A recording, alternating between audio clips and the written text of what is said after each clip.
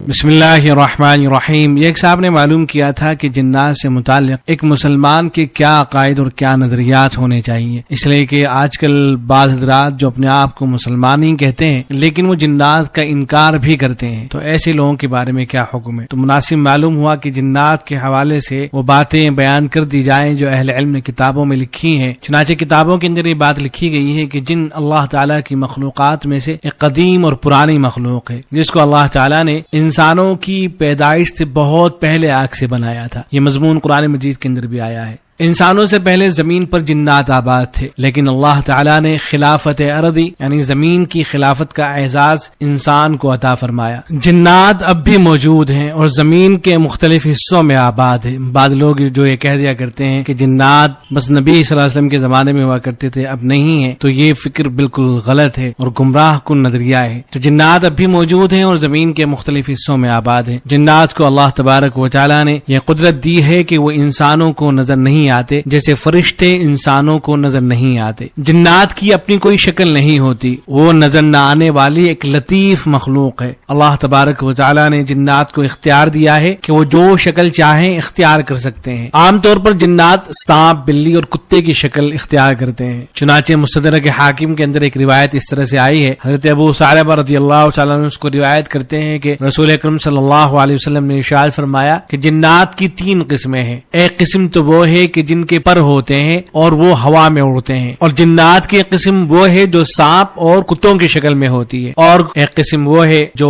رک جاتے ہیں، اور ایک قسم وہ ہے جو سفر کرتے رہتے ہیں۔ یعنی کچھ جنات ایسے ہوتے ہیں جو مستقل کسی جگہ پر ٹھہرے رہتے ہیں، اور کچھ جنات وہ ہوتے ہیں جو مستقل حرکت کرتے رہتے ہیں۔ مجموعی لحاظ سے جن انسانوں سے زیادہ طاقتور نہیں ہوتے، صرف اتنا ہے کہ وہ نظر نہیں آتے، لمبی لمبی مسافت بہت جلدی طے کر لیتے ہیں اور انسانی جسم میں حلول کر سکتے ہیں وغیرہ وغیرہ۔ اس لیے یہ جو بعض مرتبہ بہت سے حضرات جنات سے ڈرے رہتے ہیں، تو ان کو سوچنا چاہیے کہ جنات کو اتنی طاقتور مخلوق نہیں ہے کہ وہ انسانوں سے زیادہ طاقتور ہوں، ایسا نہیں ہے، بلکہ وہ انسانوں کے مقابلے میں کمزور ہوتے ہیں، لیکن چونکہ وہ نظر نہیں آتے ہیں اور تھوڑے سے ہی وقت میں وہ ایک جگہ سے دوسری جگہ منتقل ہو جاتے ہیں، مختلف شکلیں اختیار کر سکتے ہیں، تو اس وجہ سے انسان ان سے ڈر محسوس کرتا ہے۔ جنات کی عمریں انسانوں کی بنسبت بہت زیادہ لمبی ہوتی ہے، کئی سو سال ان کی عمریں ہوتی ہیں۔ ابلیس کے تو بارے میں مشہور ہے کہ اللہ تبارک و تعالی نے اس کو قیامت تک مہلت دے دی ہے۔ انسانوں کی طرح جنات بھی عقل و شعور کے مالک ہیں اور مکلف بھی ہیں، یعنی احکامات خداوندی کے پابند ہیں۔ انسانوں کی طرح جنات میں بھی ہر طرح کے فرقے اور گروہ ہوتے ہیں، ان میں بھی مسلمان ہوتے ہیں، کافر ہوتے ہیں، ان میں نیک بھی ہوتے ہیں اور برے بھی ہوتے ہیں۔ جنات میں بھی دیگر مخلوقات کی طرح نر اور مادہ ہوتے ہیں، یعنی جس طریقے سے انسانوں میں عورتیں اور مرد ہوتی ہیں، اسی طریقے سے جنات میں بھی عورتیں اور مرد ہوتی ہیں، اور ان میں بھی باقاعدہ توالد و تناسل کا سلسلہ ہے۔ ان کے یہاں بھی بچے ہوتے ہیں،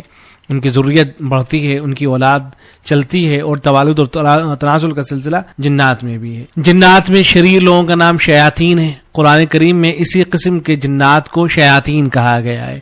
جب شیطان لفظ بولا جاتا ہے تو اس سے مراد کوئی الگ مخلوق نہیں ہوتی ہے، بلکہ اس سے جنات ہی کی وہ قسم مراد ہوتی ہے جو شریر قسم کی قسم ہے۔ شریر قسم کے جنات کو شیاطین کہا جاتا ہے۔ جنات بھی دیگر مخلوقات کی طرح کھانے پینے کے محتاج ہوتے ہیں۔ بعض احادیث میں ہڈی وغیرہ کو جنات کی خوراک بتلایا گیا ہے۔ چنانچہ ترمذی وغیرہ میں ایک حدیث اس طرح سے آئی ہے، رسول اکرم صلی اللہ علیہ وسلم نے ارشاد فرمایا، گوبر اور ہڈی کے ساتھ استنجا نہ کیا کرو، کیونکہ وہ تمہارے جن بھائیوں کی خوراک ہے۔ ہمارے نبی صلی اللہ علیہ وسلم کی بعثت سے پہلے، آپ صلی اللہ علیہ وسلم کو نبی بنائے جانے سے پہلے، جنات آسمانی خبریں سننے کے لیے اوپر چلے جایا کرتے تھے اور اس میں اپنی طرف سے بعض باتیں ملا کر کاہنوں کو بتلا دیا کرتے تھے۔ حضرت صلی اللہ علیہ وسلم کے تشریف لانے کے بعد یہ سلسلہ بند ہو گیا۔ اب اگر کوئی جن آسمانی خبریں سننے کے لیے اوپر جاتا ہے تو شہاب ثاقب کا انگارہ پھینک کر اس کو بھگا دیا جاتا ہے۔ زمانے جاہلیت میں لوگ جنات کی پناہ مانگا کرتے تھے۔